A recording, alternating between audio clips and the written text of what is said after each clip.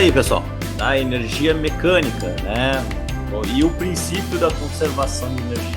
Importante isso que a gente vai ver hoje, tá? Bom, gente, então, na aula passada nós começamos a estudar os conceitos de trabalho, né? E é muito importante a gente entender que para eu executar um trabalho eu preciso de energia, certo? Então, energia é um ente físico, uma propriedade física muito importante, pertencentes a todos os fenômenos físicos, os quais têm condições de realizar trabalho, né? Os quais elas podem implementar o uso dessa energia para executar alguma coisa. O mais comum que a gente viu ali em termos de mecânica, né, que é o conteúdo que nós estamos estudando, é um objeto entrar em movimento. Para um objeto entrar em movimento, se ele entra em movimento, ele está realizando trabalho, né? E para realizar trabalho, a gente precisa de energia, tá? Mas vou dar uma revisadinha com vocês primeiro, né, nos conceitos que nós estudamos na última aula. Eu até fiz aqui, ó, um resuminho bem padrão aqui para nós, né, que nós estudamos. Deixa eu pegar aqui uma caneta, acho que vermelha fica um bom contraste aqui, né? Nós estudamos então o trabalho na semana passada, 2 semanas atrás.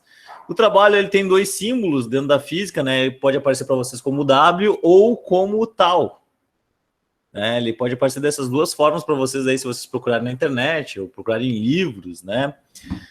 Ele pode aparecer com esses 2 formatos. Eu vou usar aqui o W, tá? Que é o mais comum no ensino médio. O tal, ele é mais comum em livros de graduação, mas também aparece em livros do ensino médio. Quem está com um livro aí do IF, né, vai abrir ele e vai observar que a letra que é representada para o trabalho é o tal, tá? Mas eu vou acabar utilizando aqui o W por ser mais simples, até a maneira como a gente escreve ele. Mas não tem problema, tá? Tanto faz usar um como o outro, tudo certo. E a gente viu que uma caixa, por exemplo, aqui, ó, e ela vai ser arrastada através de uma força, então vai ser aplicada uma força aqui, e ela vai sofrer um deslocamento, né?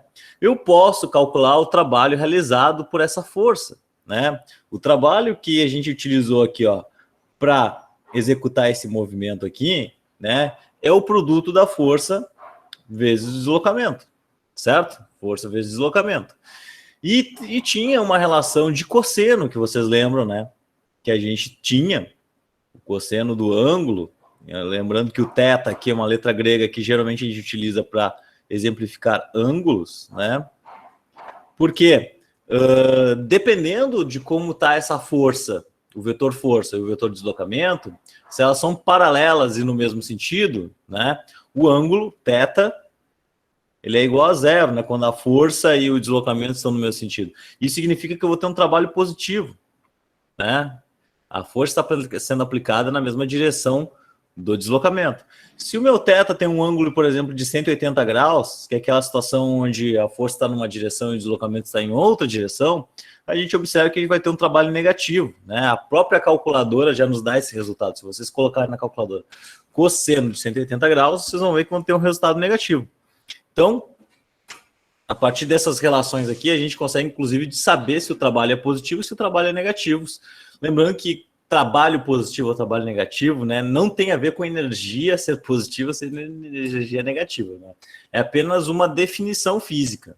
Uma definição física para a gente saber como é que está atuando o trabalho sobre uma grandeza física. E também a gente começou a observar, pessoal, que nós podemos calcular o trabalho se a gente montasse aqui um gráfico de força por deslocamento, né? Força por deslocamento, vou pegar uma outra cor aqui, ó, para ajudar. Força por deslocamento, vou pegar um azul. Força por deslocamento. Eu construísse um gráfico para esse movimento aqui, né? Ó, uma força que aumenta, a força vai aumentando e depois ela se mantém constante aqui, certo? Se eu construir um gráfico disso, eu posso obter o trabalho obtido nesse sistema aqui. Isso aqui poderia ser o trabalho realizado sobre uma bolinha, que é aplicada uma força, né? A força ela aumenta, depois ela se mantém constante, como vocês estão vendo aqui no gráfico, ó. Depois ela assume um valor constante, se mantém o resto da vida. Eu poderia calcular o trabalho realizado só analisando o gráfico, né? Por uma propriedade gráfica que eu mostrei para vocês, onde o trabalho ele é definido pelo cálculo da área do gráfico. Então, se eu calcular a área desse gráfico, eu tenho o meu trabalho realizado, né? Então eu descubro que formato tem esse gráfico, qual é o formato geométrico, e aí eu vou lá, calculo a área desse gráfico, né? E eu tenho como a resposta dessa área é igual por definição, né? Então aqui eu vou botar 3 tracinhos, que significa definição, né? Por definição, isso é igual ao trabalho realizado pela minha partícula ali sobre a ação de uma força, certo? Se existe força, isso aí vai gerar movimento, né? E ela vai se deslocar, beleza? Então aqui, algumas definiçõezinhas, e a gente estudou alguns casos específicos, né? Também na última aula. Nós estudamos o caso do trabalho realizado pela força-peso, trabalho realizado pela força-peso, né? Que tinha, por definição, eu não vou demonstrar novamente, mas a gente chegava à relação de mgh, onde m é a massa, g é a gravidade e h é a altura, né? Se eu estou subindo, se o meu bonequinho está subindo para cima, né? Realizando um trabalho de forma que ele está fazendo um movimento vertical, porque é o trabalho da força-peso, né? Lembrando que a força-peso é aquela força que é sempre vertical e para baixo, é aquela força que nos puxa, quando a gente está sobre uma superfície, ela nos puxa para baixo, certo? Se o meu homem está subindo, realizando um movimento vertical para cima, ele está fazendo um trabalho contrário da força-peso, né? Então isso significa que ele tem realizando um trabalho negativo, porque ele está contra o movimento, contra a direção e o sentido da força-peso, né? Se ele está realizando um movimento para baixo, como eu dei o exemplo lá da corda, né? Da pessoa subindo a corda, né? Então, este movimento aqui, ó, se é para baixo, ele é no mesma direção e no mesmo sentido da força-peso, logo é um trabalho positivo, né? Então, isso aqui poderia ser um movimento de uma bolinha que está descendo, por exemplo, né? Está descendo aqui sob a ação de uma força, no caso a força-peso, e então o trabalho realizado por ela poderia ser obtido pelo produto de mgh, onde h é o quê? A altura que este bonequinho está, essa esferinha está caindo ou está subindo, beleza? Tranquilo? Então são algumas definiçõezinhas mais aqui. Uma outra relação que a gente obteve foi o trabalho, são casos específicos, lembrando para vocês, né? O trabalho da força elástica, W de K, né? O K, lembrando, o que é o K? A gente já estudou a lei de Hooke lá em forças especiais, né? O K é a constante da mola, constante elástica da mola. Então, por isso que eu chamo de W de K, né? Porque é o trabalho da força elástica, certo? E o trabalho da força elástica eu demonstrei para vocês que ela tem uma relação de Kx2 sobre 2. Onde X, o que é X? X é a deformação na mola, né? Então, vou pegar aqui, eu vou fazer alguns casos especiais para vocês. Por exemplo, aqui, ó, se eu esticar a mola, ó, estiquei a mola. Essa aqui é a forma da mola na sua posição de repouso, né? Não tem nenhuma força atuando sobre ela. Vamos supor que alguém esticou essa mola, aplicou uma força, né? Sobre essa mola e ela deformou. Quanto que ela deformou? Ela deformou X, ó. Certo? Então, esse X aqui é uma medida em metros que define a deformação na mola, certo? O que a mola faz, gente? A mola quer voltar para sua posição de retorno, né? Sua posição de repouso. Então, ela exerce uma força elástica no sentido contrário aqui, né?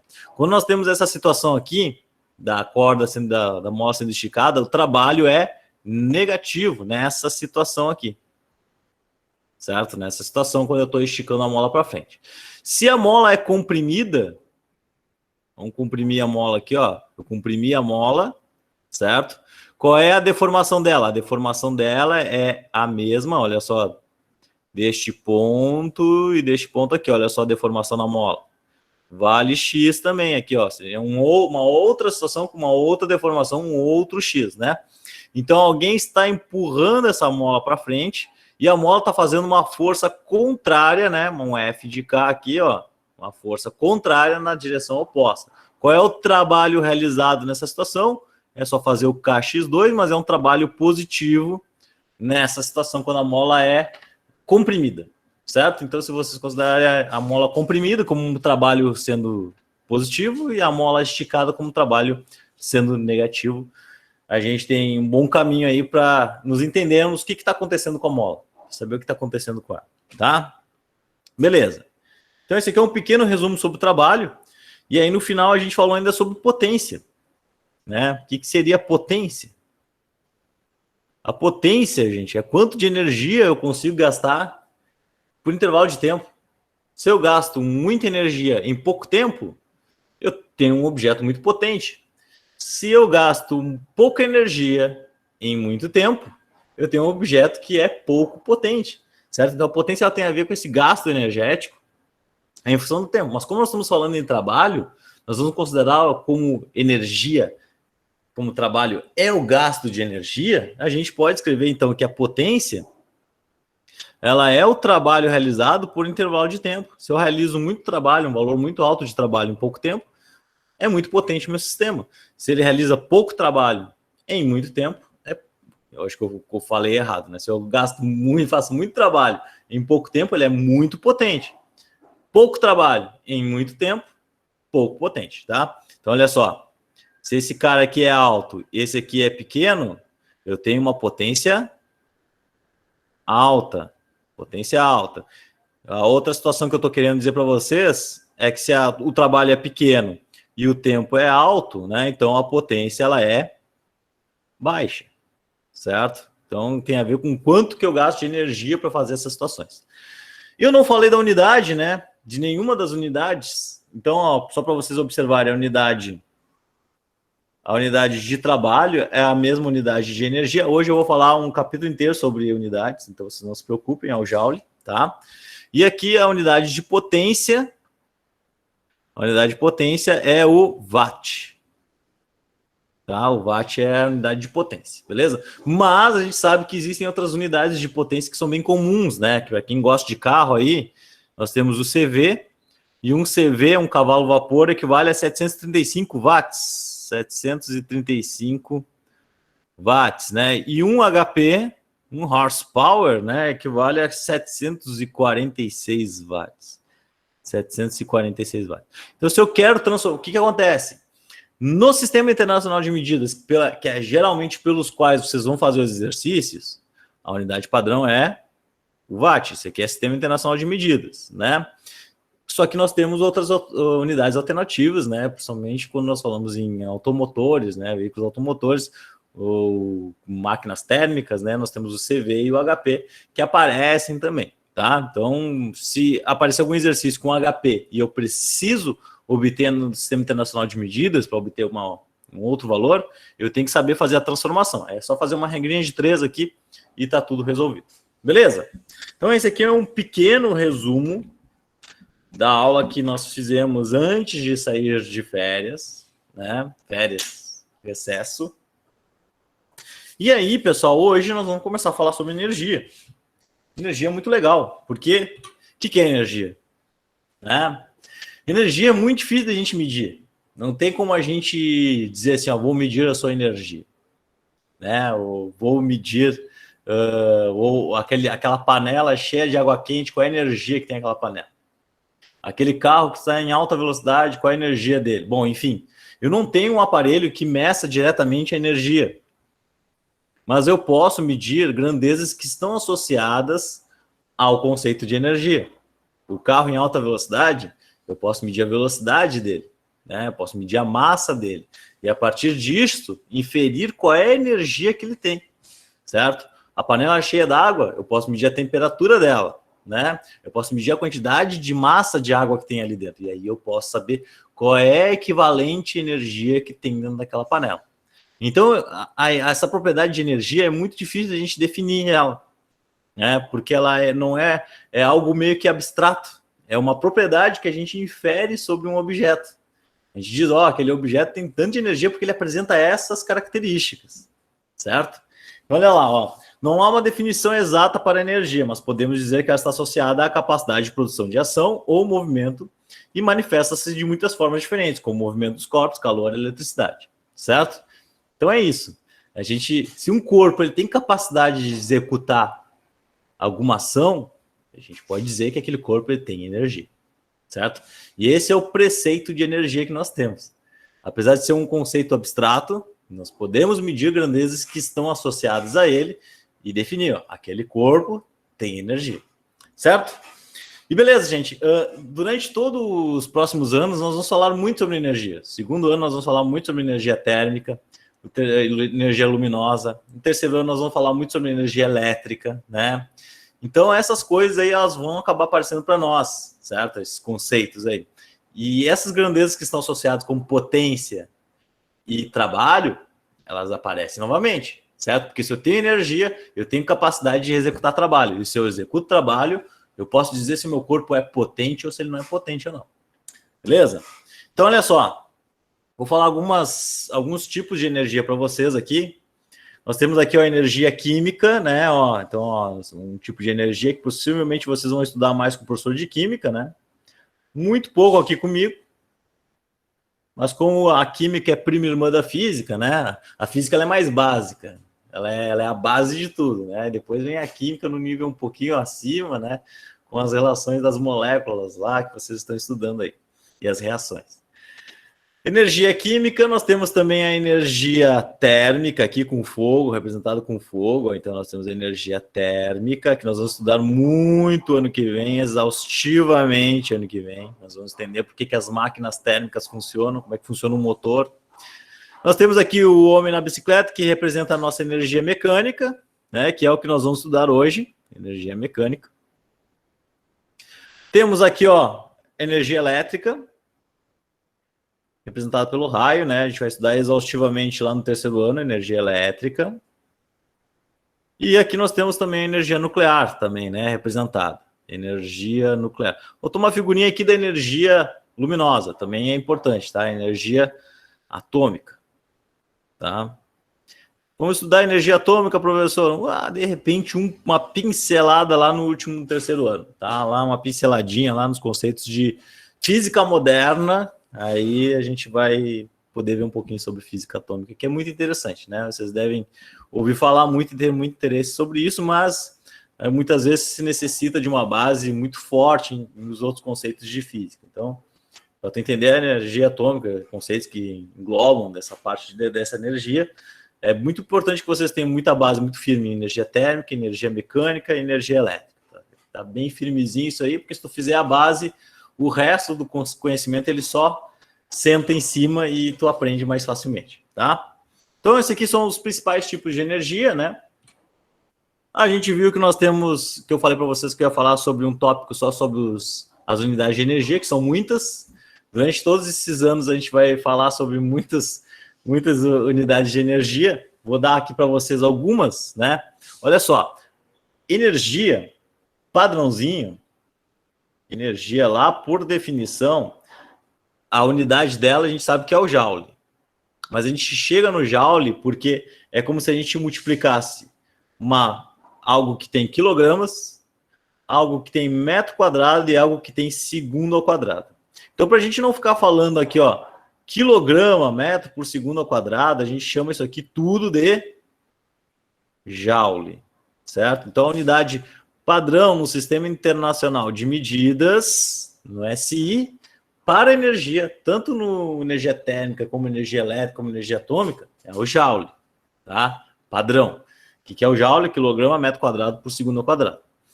Porém, vai ser muito comum a gente ver outras unidades, como eu comentei com vocês há pouco, né? Então, lá no segundo ano, pode aparecer uma unidade para vocês diferente, que é a unidade de caloria. É essa caloria aí que tem nos produtos que você se alimenta, né? Exatamente essa. Isso é energia, né? A gente come para se alimentar, para ter energia. Então, olha só, a caloria, ela é medida em cal, uma cal, né?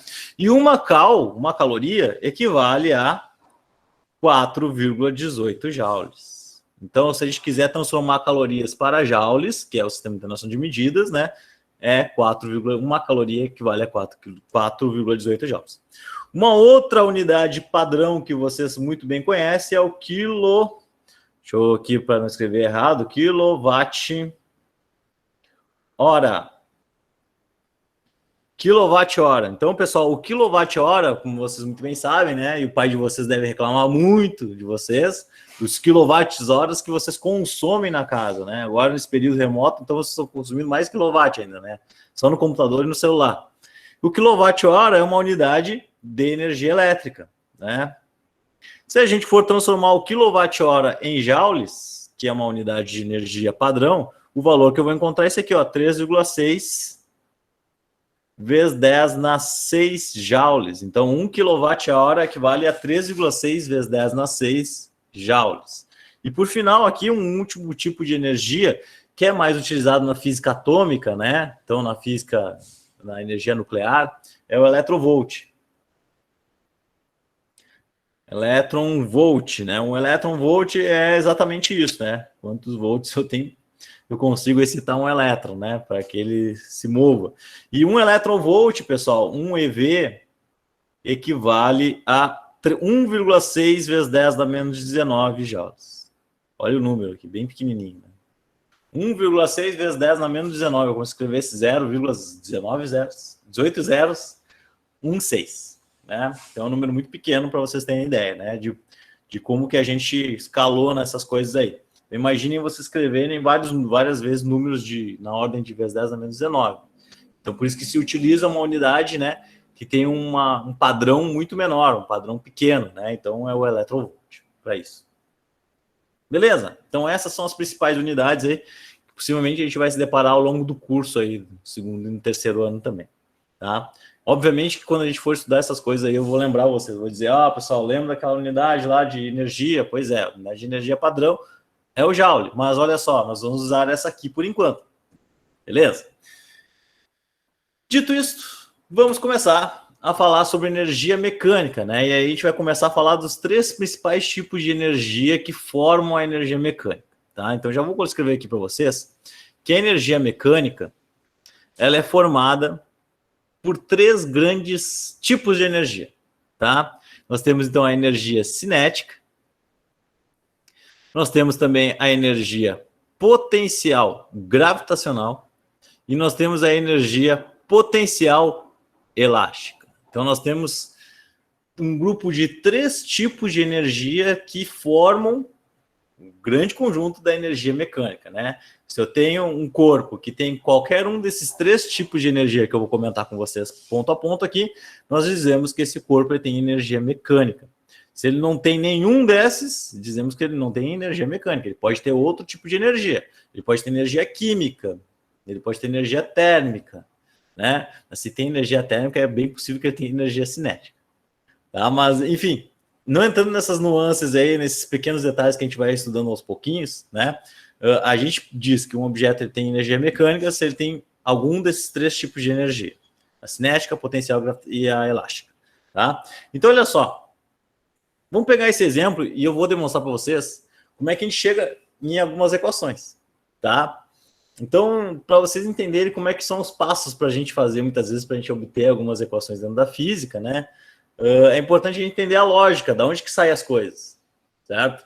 Não é apenas eu apresentar uma equação aqui para vocês, não, vamos entender de onde que as coisas vêm, qual é o sentido daquilo, tá? Então imagine que eu estou numa situação que eu tenho um carro, né? Ele está sendo empurrado aqui, ele vai ser acelerado por causa disso, né? Mas que no início aqui ele tinha uma velocidade inicial igual a 0. Então lá no ponto A ele tinha uma velocidade igual a 0, e lá no ponto B ele tem uma velocidade diferente de 0. Tá? Aqui quando ele chega aqui, então ele foi acelerado, ganhou velocidade, enfim, e ele percorreu essa distância aqui. A gente já viu que trabalho foi realizado aqui. Porque se tem a ação de uma força e realiza um deslocamento, nós temos um trabalho sendo realizado, beleza? Só que a gente vai chegar agora no ponto porque eu quero definir qual é a energia envolvida nesse objeto. E para a gente definir a energia dele, a gente precisa ter meios de medir, né? Esse tipo de... a gente quer medir para saber qual é a energia exata dele. Para a gente fazer isso aí, pessoal, a gente vai condicionar que o trabalho realizado aqui é igual à energia desse objeto. No caso aqui, vai ser o que nós chamaremos de energia cinética. Porque a energia cinética é energia relacionada à velocidade dos móveis. Certo? Então, se um móvel tem velocidade, nós dizemos que ele tem energia cinética. Se ele está em repouso, a energia cinética dele é igual a 0. Mas se ele está em movimento, ele tem energia cinética. Beleza? Então, olha só. Lá quando a gente convencionou o trabalho, a gente disse que trabalho é força vezes deslocamento. Eu aqui, pela minha pequena definiçãozinha, né, eu estou dizendo que então ele tem energia cinética e que essa energia cinética é igual a força vezes deslocamento. Eu quero modificar essa equaçãozinha aqui, eu quero algo mais geral, porque eu quero escrever em termos da velocidade, porque é a velocidade que caracteriza esse meu móvel para a gente dizer que ele tem energia cinética, né? Lembra que eu falei para vocês, ó, você tem velocidade e tem energia cinética. Então, olha só, eu vou lembrar algumas coisas para vocês e vou lembrar a primeira, que é a segunda lei de Newton, né? Que força é igual a massa vezes aceleração. Né? Força é igual a massa vezes aceleração. E também vou lembrar vocês da equação de Torricelli. Olha lá a equação de Torricelli aparecendo aqui. 2A vezes ΔS. Tá? Onde o ΔS, se vocês lembrarem, é o quê? É o deslocamento deste meu móvel que está representado ali pela letra D. Tá? Então, aquele ΔS é um deslocamento D. Beleza, né? Por que tu fez isso, professor? Porque eu quero que apareça dentro dessa equação a velocidade. Porque a energia cinética é caracterizada pela velocidade. Então, eu quero que apareça isso. Então, olha só. Se eu pegar essa energia cinética e substituir a força pela segunda lei de Newton, significa, então, que eu vou substituir por massa vezes aceleração. No lugar de F, eu coloco massa vezes aceleração, porque são igualdades, né? O F é igual a massa vezes aceleração. Eu posso fazer essa mudança. E eu vou multiplicar isso aqui ainda, colocando esse deslocamento aqui, ó, em evidência, dentro dessa equação. Olha os detalhezinhos. A velocidade inicial é igual a zero, né? Então, aqui, ó, esse carinha aqui eu já posso botar ele para zero. Ele não vai interferir na minha equação, certo? O que sobrou aqui? Sobrou V quadrado 2A vezes D. Se eu quero deixar o D em evidência, o que eu faço? Eu escrevo que D é igual a V quadrado sobre 2 vezes A. Beleza? Deixei o D em evidência e escrevi uma equação para ele, ó. A partir da equação de Torricelli, considerando que a velocidade inicial do carro era igual a zero. Beleza? Então, olha só. Se eu substituir o meu D dessa equaçãozinha aqui por V quadrado sobre 2A, como é que fica? V quadrado sobre 2A. Substituir lá o D por isso, ó. Que bonito. O que acontece? A gente é mestre em matemática, a gente está indo muito bem lá na disciplina de matemática, a gente sabe que a gente pode cortar este A com este A, porque ele está tudo se multiplicando, então nós temos A em cima e A embaixo, eu posso cortar ele não faz diferença nenhuma na minha equação. Então a energia cinética, eu posso escrever ela a partir da velocidade como sendo massa vezes velocidade ao quadrado sobre 2. E essa aqui, pessoal, é a equação padrão para nós da energia cinética. Né? Então, como é que a gente pode definir a energia cinética de um móvel? A partir da sua massa, da velocidade que ele está. Então, se eu quero definir a energia cinética aqui, ó, nesse ponto B do espaço, o que eu preciso? Preciso da velocidade dele. Então, ó, massa vezes velocidade ao quadrado sobre 2 é a minha energia cinética. Beleza? Tranquilo? Chegamos nessa equação, né? Vamos fazer um exercício para vocês verem como é que fica essa brincadeira? Então, olha lá. Determine a energia cinética de um elefante de 6 toneladas e de um cachorro de 15 quilos, ambos correndo a 20 km por hora. Então, olha só. Não é só a velocidade que vai definir a energia cinética. Nós temos dois objetos, dois corpos, um elefante de 6 toneladas e um cachorro de 15 quilos, e eles têm energias cinéticas diferentes, porque eles têm massas diferentes. Olha só. A energia cinética é massa, velocidade sobre 2. Beleza? Massa, velocidade sobre 2. Então, vou pegar o elefante aqui primeiro. Vamos calcular a energia cinética do elefante. A 20 km por hora, né? Então, o elefante ele tem uma massa de 6 toneladas. Vocês sabem quanto que vale uma massa de 6 toneladas? Teve um aluno meu, aluno, agora não lembro, que não sabia que era tonelada no segundo ano do ensino médio. Né? Então, eu não quero que você chegue nesse ponto lá no segundo ano. 6 toneladas equivale a 6.000 quilos. Uma tonelada é 1.000 quilos. Então, 6 toneladas são 6.000 quilos. Beleza? Então, se tu não sabia, agora tu sabe quanto que vale uma tonelada. Então, a energia cinética deste... O que eu tenho que fazer mais? Ah, olha só. Velocidade é 20 km por hora, né? O que a gente tem que fazer? Botar no Sistema Internacional de Medidas. Tudo, ó. A tonelada já passei. Agora tem que passar esse cara aqui para a unidade padrão. Vocês estão careca de saber que é só eu dividir por 3,6, né? O Quilômetros por hora para metros por segundo é dividir por 3,6. Então, ó, divide 5,55. 5,55 metros por segundo. Tá? Por que eu estou fazendo essa mudança de unidade? Porque eu quero que apareça no final o joule. E para eu ter joule, eu preciso de quilograma, metro quadrado por segundo ao quadrado. Tá? Então, olha só. A energia cinética vai ser, então, esse 6.000 vezes 5,55 ao quadrado sobre 2. Então, qual é a energia cinética deste meu móvel?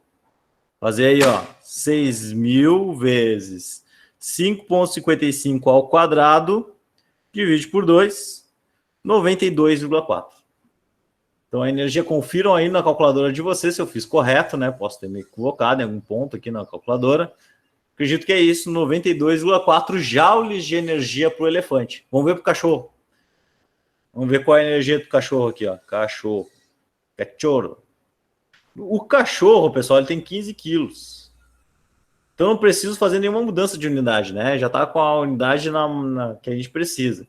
Então a energia cinética do cachorro vai ser 15 quilos, que é massa, vezes a velocidade, que é 5,55, que é a mesma do elefante, ao quadrado, sobre 2, tá? Então, na calculadora de vocês, preciso colocar o quadrado, tá? Então, olha só, 15 vezes 5,55, acha um valorzinho que tem aí, que é o x na 2. Isso aí eleva o teu termo ao quadrado, ó. Já faz automático nessa minha calculadora aqui. E isso divide por 2, isso aqui dá... Opa, por um pouquinho. Acho que eu fiz errado aqui. 15 vezes 5,55 ao quadrado, divide por 2. Não, eu acho que eu errei do elefante. Vocês não falaram nada, mas eu acho que eu errei do elefante, hein? Que barbaridade. Cadê? Ah, tá aqui. 231. Ninguém me avisou que eu errei do elefante, hein? 231. Vou verificar do elefante de novo. 6.000 vezes 5,55 ao quadrado. Divide por 2. 92,4. Aqui que eu errei, ó. Errei a base 10. Apaga, ó. Apaga o J também. 92,4 vezes 10 na 3 aqui, gente. Joules, tá? Errei na base 10. Aperta a tecla ING na calculadora que ele já coloca na base 10 correto, tá?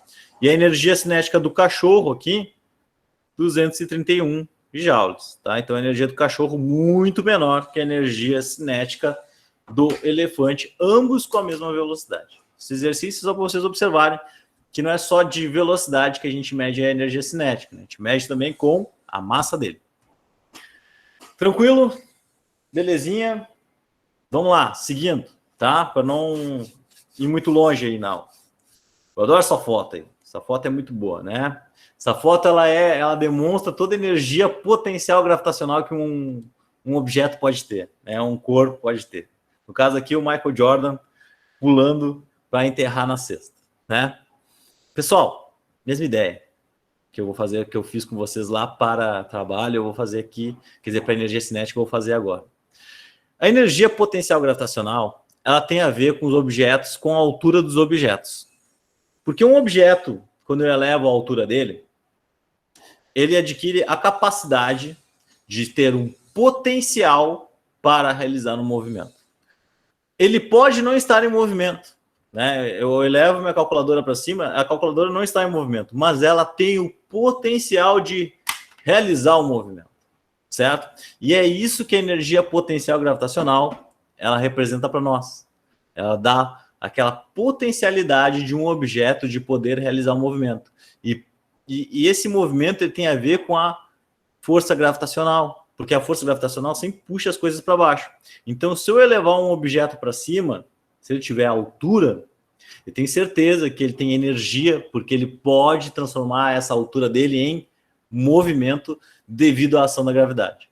Então, um objeto aqui, ó, que está no chão, a energia potencial gravitacional dele é igual a zero. Mas se eu tenho um objeto que tem uma determinada altura, ele pode executar um movimento. Esse cara aqui que está no chão, ele não pode executar um movimento, ele está em repouso, está parado. Mas um objeto que tem uma determinada altura, está em repouso, ele pode executar um movimento. Então, a energia potencial gravitacional dele aqui vai ser diferente de zero. Como é que a gente convenciona a energia potencial gravitacional? A gente vai convencionar ela da mesma forma que a gente convencionou o trabalho da força-peso. A energia potencial, ela, por definição, a gente pode definir ela da mesma forma que tínhamos lá para o trabalho da força-peso. Se vocês lembrarem do trabalho da força-peso, que por definição vai ser igual à energia potencial, era o produto da massa vezes gravidade vezes a altura do objeto. Certo? Então, aqui, ó, o Jordan, nessa altura que ele tem aqui, ó, nessa altura, vai ser difícil eu escrever agora aqui, vamos ver se eu consigo uma caneta com... essa branca aqui não tá muito boa também, vamos ver a vermelha. O vermelho é ruim também, mas vai ser assim, tá? Ó, olha a altura que o Jordan tá. Ele tem muita energia que ele adquiriu, obviamente que ele impulsionou com seus pés, os seus músculos fizeram essa transformação de energia, né? De energia do movimento em altura. E se ele tem altura, ele pode executar um movimento depois. Qual é o outro movimento que ele vai executar? A de queda, né? O movimento da força gravitacional é sempre queda, tá? E da energia potencial gravitacional também se vai se originar em movimento que possivelmente seja de queda, tá? Então, ó, energia potencial gravitacional, mgh, lembrando que m é a massa, simplão. O g é 9,8 ou 10 metros por segundo ao quadrado. Geralmente a gente utiliza os 10, né? No ensino médio nós podemos concentrar no 10. E o h é a altura. Se eu estou na Lua, pessoal, em outro planeta, né, em Júpiter, o G ele muda, né? Então a tua energia potencial gravitacional também vai mudar. Beleza, gente? Tranquilo? Então vamos ver aqui, ó, uma outra foto aqui bacana, né? Qual é a energia potencial gravitacional da bola que está na mão do Michael Jordan, né? E qual é a velocidade que a bola chega no chão? Por quê? Porque aí a gente vai começar a tentar entender um princípio fundamental da natureza, que é o princípio de conservação da energia. Se essa bola ela tem uma energia quando ela está lá em cima, essa energia, quando a bola começa a cair, ela se converte em energia de movimento, em energia cinética. Nós temos a conversão de energia. Porque na natureza a gente nunca perde energia, nem cria energia, a gente só transforma energia. E esse é um dos princípios de conservação da energia, tá? Então, olha só, a bola lá em cima, ela tem velocidade igual a zero, certo? Mas ela tem energia potencial diferente de zero. Quando ela chegar aqui embaixo, tá? Eu vou tentar escrever aqui em vermelho agora para dar um contraste. Ela vai ter energia cinética diferente de zero e energia potencial igual a zero. Porque nós trocamos, né? Que essa velocidade é igual a zero, a energia cinética é igual a zero, tá? Nós trocamos, convertemos a energia potencial em energia cinética. Nós fazemos essa mudança aí, tá? Então vamos calcular aqui, primeiro, qual é a energia da bola, né? Qual é a energia envolvida na bola. E para isso nós temos, ó, a massa da bola e a altura do garrafão, né? Que o Jordan ali está prestes a enterrar a bola. Então, até sair da mão dele, vamos considerar que o Jordan não empurra a bola para baixo, ele só larga a bola ali, ela larga ela em repouso, tá? Então, a energia potencial da bola, lá em cima, é mgh. Perfeito? Então, a energia potencial da bola vai ser o quê? 624 gramas é o peso da bola. Isso aqui eu pesquisei, tá, gente? Bola de basquete tem esse peso aqui, essa massa. Então, isso aqui equivale a 624 quilogramas, né? Porque é 624 gramas. Então, ó, 0,624. Vamos pegar o valor da gravidade como sendo 10, arredondar, né? Vezes a altura do garrafão, que eu também pesquisei, que é 3,05 metros. Então, qual é a energia potencial da bola? Vamos ver. Ó, vai ser 0,624 vezes 10 vezes 3,05.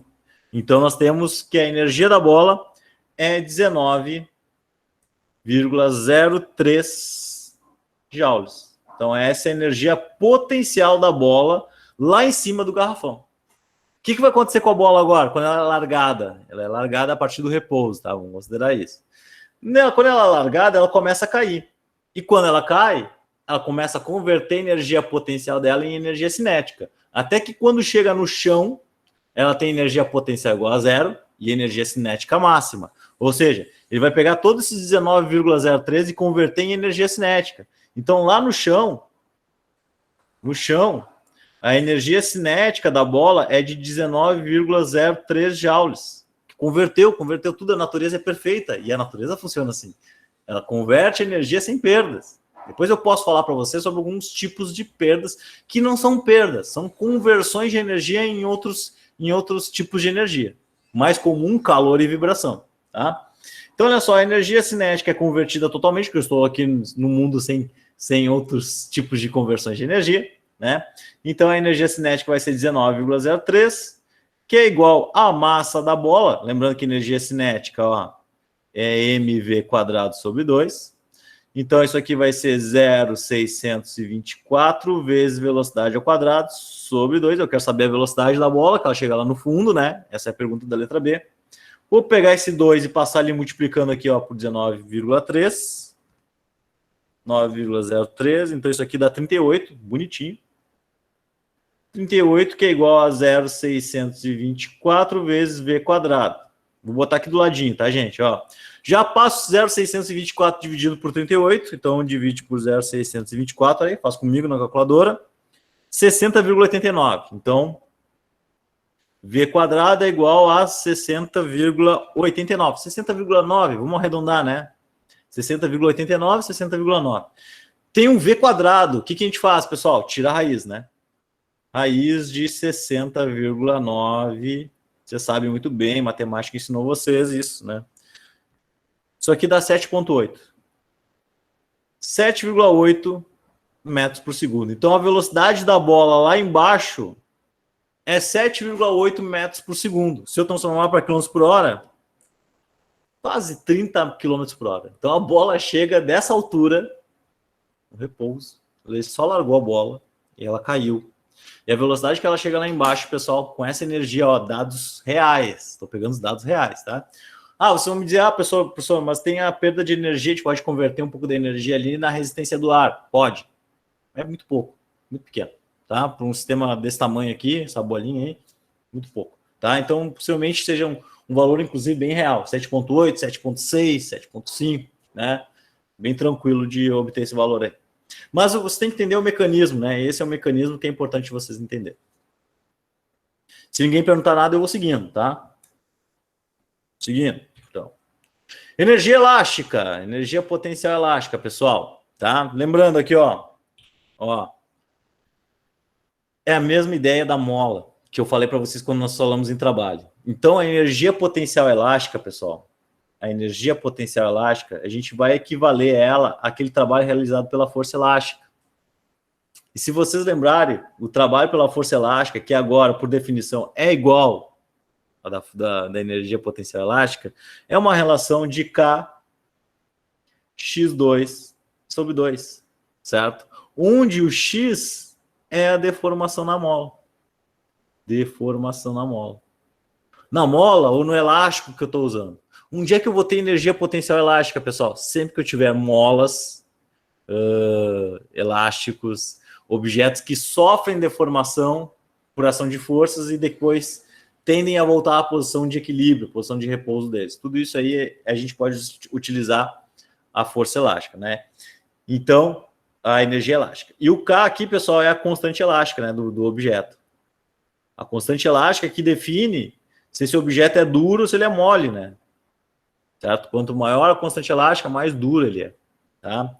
Então, ó, Kx2 sobre 2 é a definição da minha energia potencial elástica. Então, olha só, pessoal. Eu vou fazer um exemplo primeiro, tá? Vou fazer um exemplo. Aqui é a figurinha que a gente já está acostumado a observar, desde que eu falo sobre força elástica, sobre trabalho da força elástica, né? Então, ó, deformação da mola, não se esqueçam disso, tá? O ΔX aqui, ó, aqui nessa figurinha chama de x0, aí depois um x, e aqui a deformação como se fosse um ΔX. Na minha relação aqui nos livros, tá, que vocês encontrarem aí, o x já vai ser a deformação da gente, então, tá? Então, só para vocês não se confundirem com isso. Vamos pegar um exercício já, né, para a gente analisar como é que a gente pode fazer essas análises aí, tá? Novamente, eu tenho uma balinha, uma espingarda aqui, que tem uma mola dentro, e ela vai jogar uma bala para cima, tá?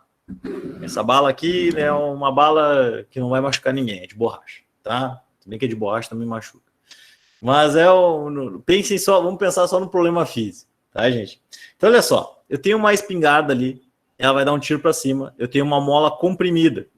Essa aqui é a posição de repouso dela, tá? Então, ó, se a gente sabe a posição de repouso da mola, a gente sabe qual é a deformação dela quando ela está engatilhada, né? Então, essa aqui seria meu X, ó, a deformação da mola. E o exercício diz que a deformação é de 8 centímetros, que a bala tem 40 gramas e que a constante elástica da mola vale 700 newtons por metro, tá? Então, eu tenho várias informações sobre o meu problema. Então, o que eu vou fazer aqui, gente? Eu vou pegar, eu vou calcular, ele quer saber qual é a velocidade que a bala sai da arma. E aqui a gente vai começar a utilizar o princípio de conservação da energia, né? Porque a gente sabe que energia mecânica, eu já falei isso para vocês, ela é composta de energia cinética, mais energia potencial, mais energia elástica. Quando a bala tá ali no cano do revólver com a mola deformada, tá? O que eu tenho? Eu não tenho energia cinética e eu não tenho energia potencial. Eu tenho apenas energia elástica. No momento que a bala sai da arma, o que ela tem? Ela tem só energia cinética. Energia elástica vai a zero e a gente considera que ela não tem altura também. Então, a energia potencial também é zero. E aí, na segunda parte do problema, que é a letra B, qual é a altura máxima? Na altura máxima, o que acontece quando a bala está lá em cima? Quando a bala está lá em cima, ela vai ter energia potencial, mas diferente de zero, mas ela não vai ter energia cinética, porque ela vai estar na altura mais alta, no ponto mais alto ela vai estar parada, e ela também não vai ter energia elástica, porque não tem mola, certo? Então, o que nós temos aqui? Nós temos conversões de energia. Nós temos energia sendo convertida. Energia elástica converte em energia cinética se converte em energia potencial gravitacional. E esse é o princípio de conservação da energia, né? A gente nunca perde o valor da energia. No momento que eu calculo aqui a energia inicial, essa é a energia que o meu sistema vai ter durante todo o processo dele, tá? Então, olha só. A primeira pergunta, qual a altura, qual a velocidade que a bala sai da arma? Para saber a velocidade dela, eu preciso saber qual é a energia mecânica envolvida. E no primeiro momento, a energia mecânica envolvida, ela é apenas elástica. Porque, ó, eu não tenho outros tipos de energia, então ela é puramente elástica. Então, no primeiro momento, tem só energia elástica e eu calculo isso como sendo kx2 sobre 2. Então, qual é a energia elástica da bala?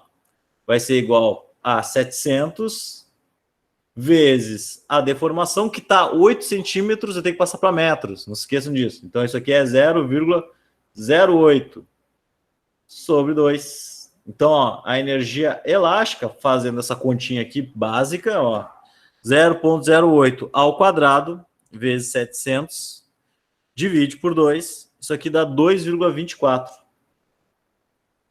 2,24 joules, certo? 2,24 joules de energia, e essa aqui é a energia mecânica envolvida.